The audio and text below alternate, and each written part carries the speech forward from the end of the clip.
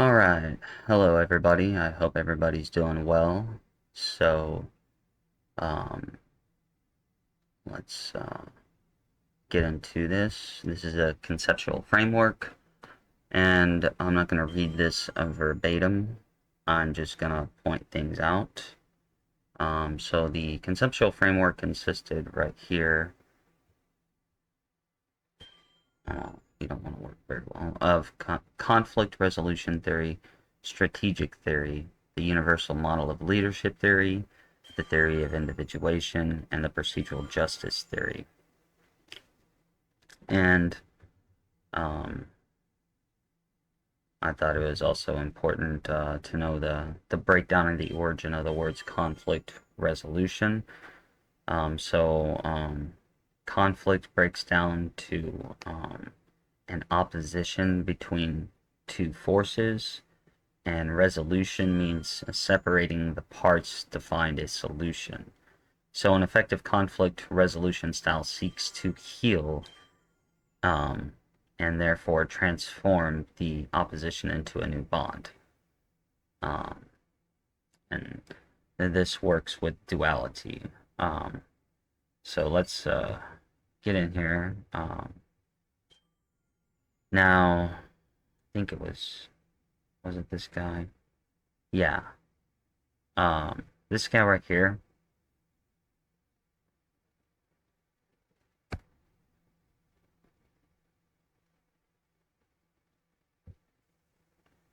Um, this guy right here, Deutsch. Um, he was very interesting because one of the things that he founded the conflict resolution theory, and I don't go into this in my dissertation, but I wanted to point it out. Um,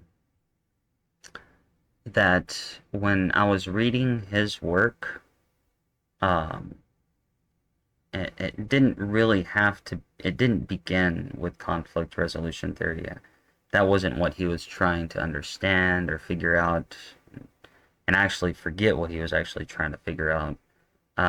But it ended up leading to conflict resolution theory. And the interesting thing was that he stated that um, this information should not get into the wrong hands, or else it could be used for evil purposes.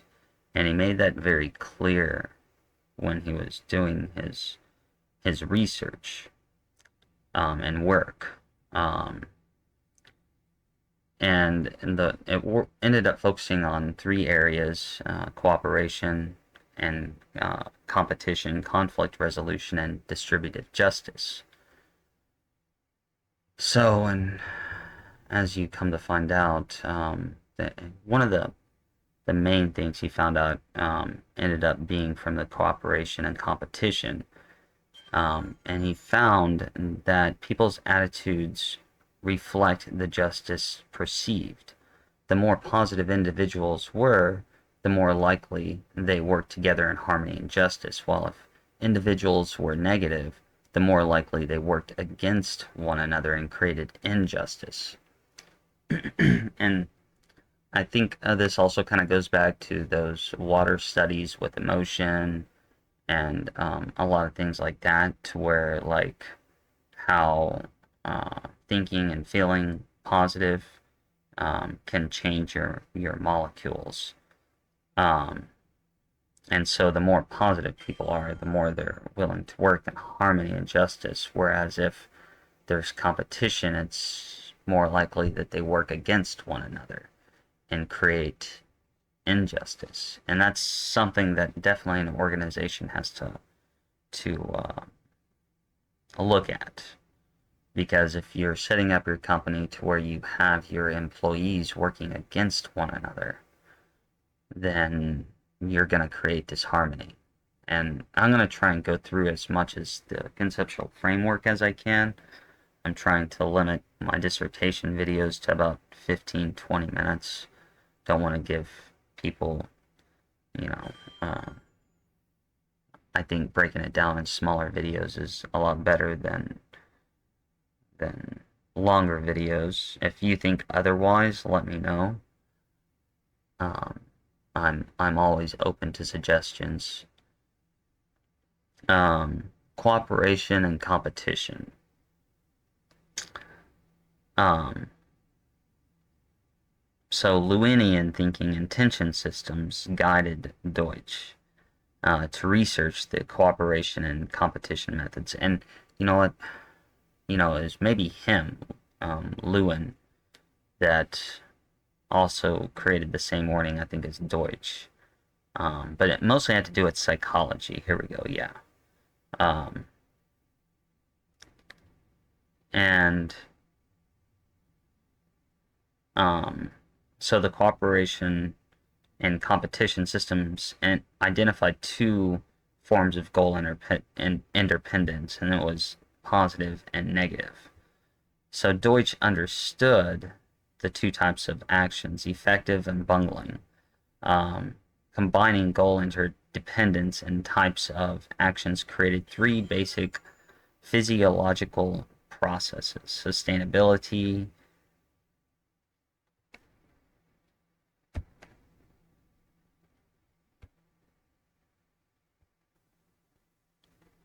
So that was sustainability, cathexis, and inducibility.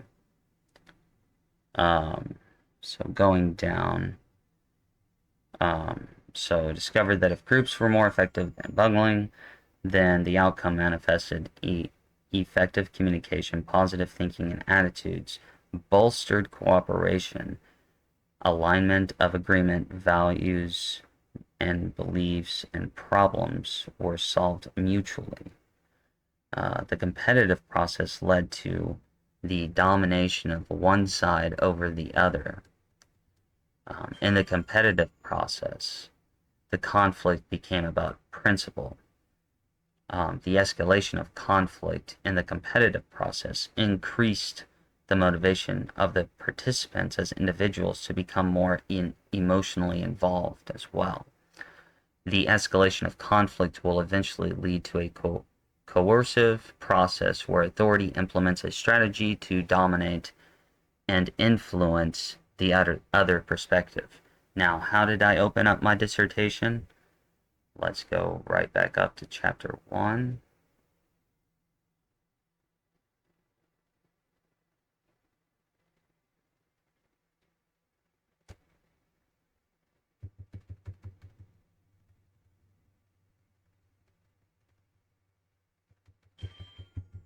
Okay, how did I open up my dissertation? According to Hamilton et al., justice is the end of government, it is the end of civil society, it ever has been and ever will be pursued until it be obtained or until liberty be lost in the pursuit. So you see how justice can extinguish liberty, and it's mostly due to all this. It has to do with a lot of negativity and punitive punishment, because punitive punishment leads to the ability for one side to dominate the other instead of to seek harmony and forgiveness. And boy, I know that sounds more like injustice and terrible, that people don't get their eye for an eye punishment. I know that sounds horrible. But in the overall big picture, it ends up sending people on a pursuit to basically just dominate and overtake, because it allows people to obtain power, to pursue justice by any means possible. Right now I'm trying to regather my area. I just realized I needed to go down. But I wanted to show you that's the main reason I opened up with how I opened up with, is because the pursuit of justice will lead to this whole domination, and you're seeing it play out like right now in politics with the Democrats pursuing Trump to and ends like no other, because of how long. I'll probably just finish this Lewin thinking part before I go on, and next week I'll go on to the other portions of this conceptual framework. But I wanted to show kind of like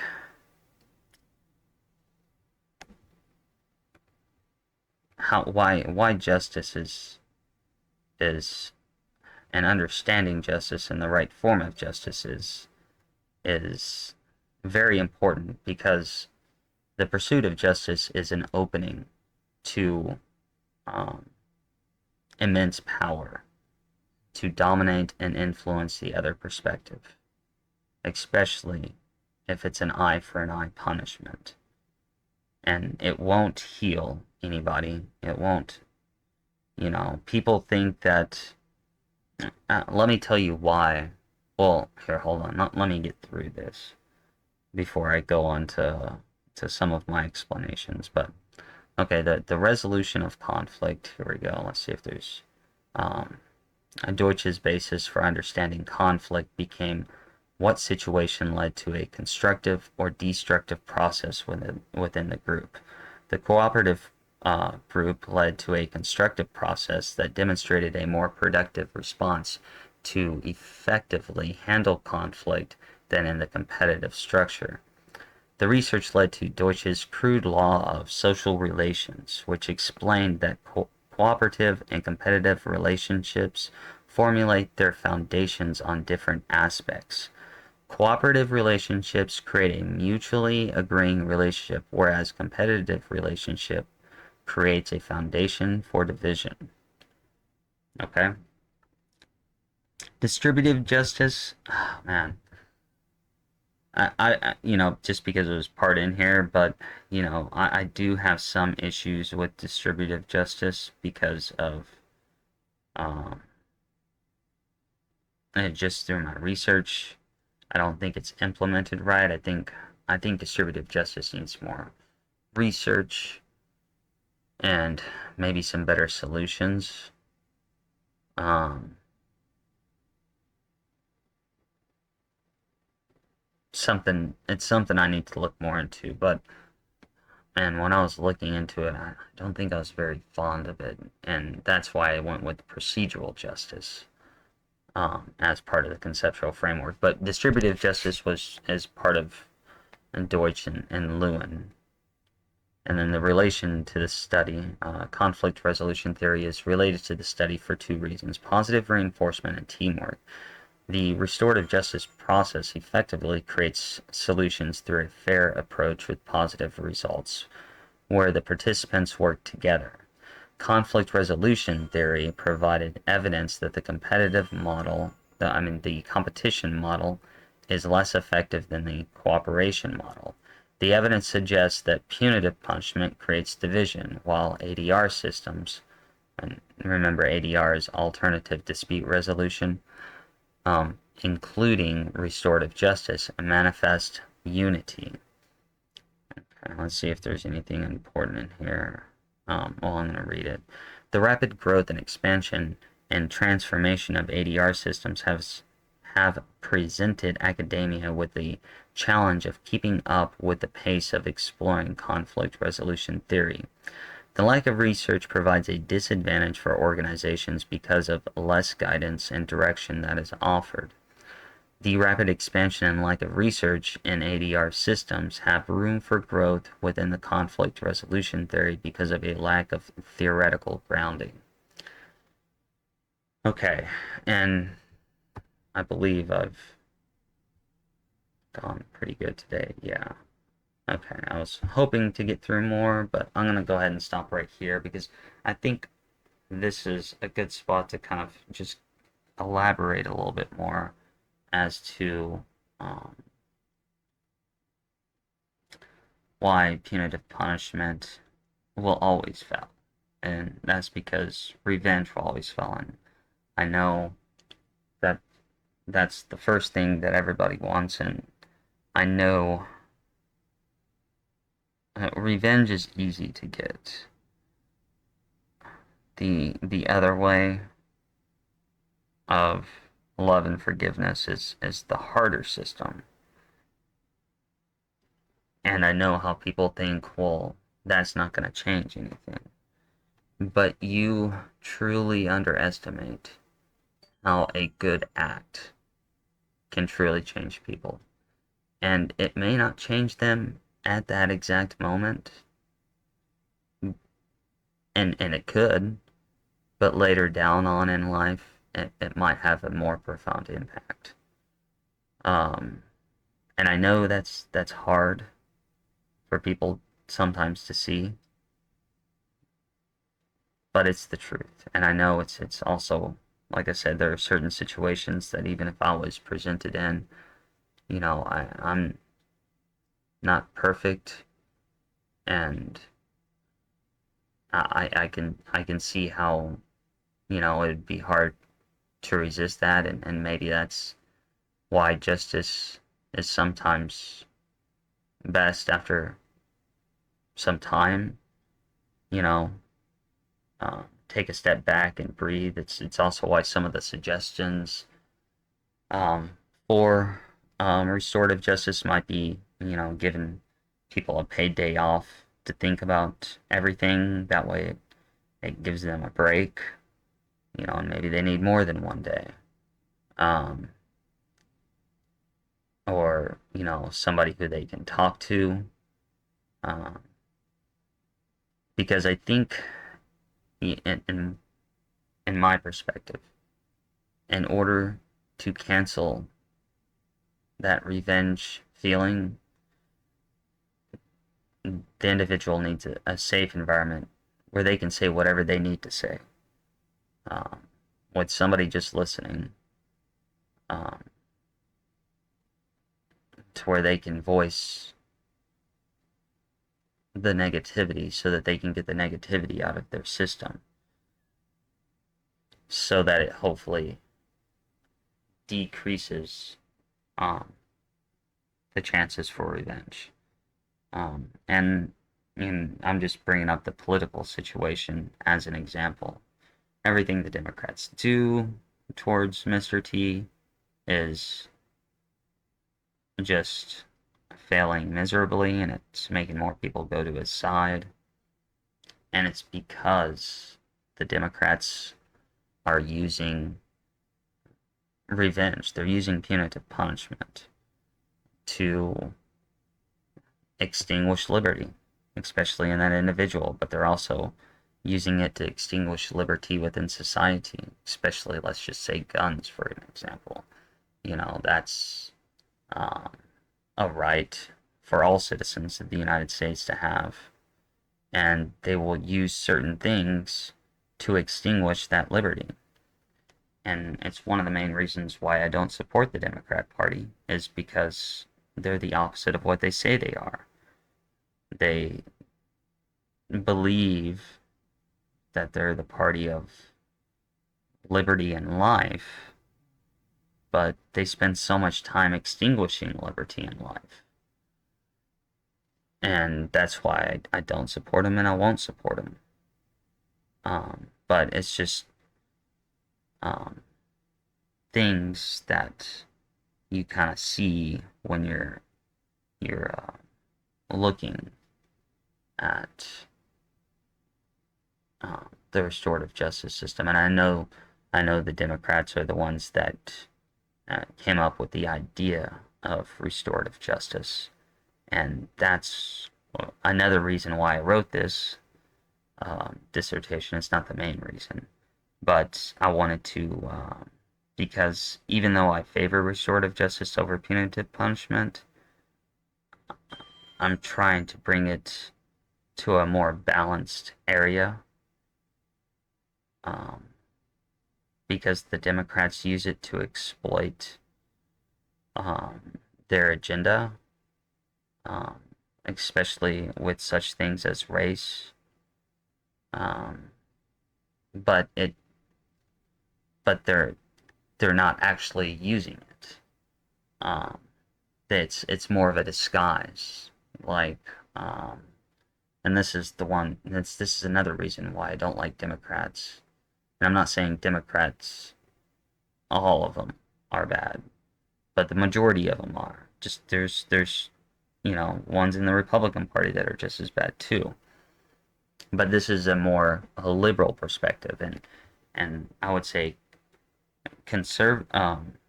economically, I'm more conservative, Whereas I would say culturally and societal ways, I lean a little bit more to the middle.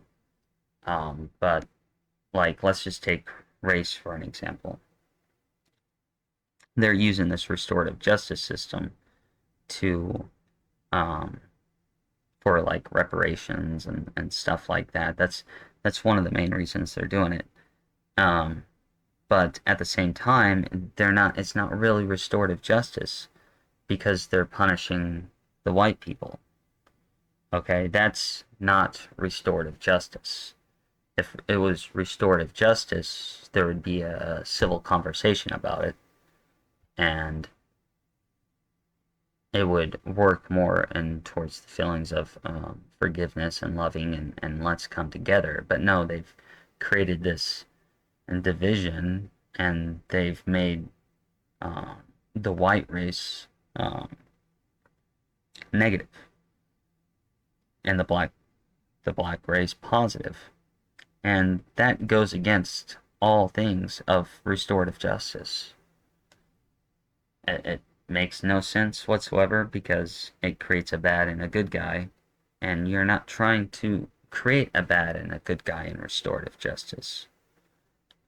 And so that's an example that I just want people to know is that I'm trying to change the narrative about restorative justice to bring it into an understanding that it's a process to bring people together and not to separate people. But other than that,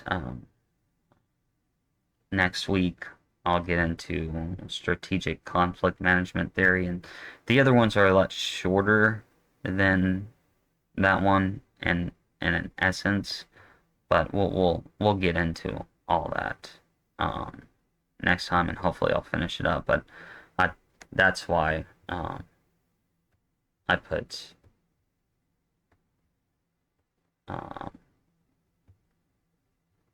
conflict resolution theory as number one because I thought it was very, very um, vital to being number one to understand this process and to stop using justice as a means for power to extinguish liberty. That's the real danger about punitive punishment that a lot of people do not see. And it's another reason why I'm against the death penalty, because they put innocent people to death. And I know not all of them are, but the United States have, and I'm pretty sure other societies have, and that's sad. I I think the most horrible thing in society is convicting an innocent person, especially convicting an innocent person that is sentenced to death. And that's why I will not ever support the death penalty. It's because there is no absolute way that you can guarantee that that person who you're putting to death is not innocent. And the media and everybody else will spin everything like he or she is guilty in that manner. But I just wanted to leave some final thoughts there. And you can disagree with me all you want to. That's cool. Um, I have no issue with that. I might debate with you, but that's just me. Um, but I hope everybody has a good one. Um, I won't post another video until Friday, and that one's going to be going into secret societies a lot deeper. First, I got to find out where I left off. It's been a while, but I'm back to posting videos regularly after the holidays. Alright, so next time I see you for my dissertation things will be on strategic conflict management theory. And I hope you all have a good one. And stay safe during these winter storms. Peace out and bye.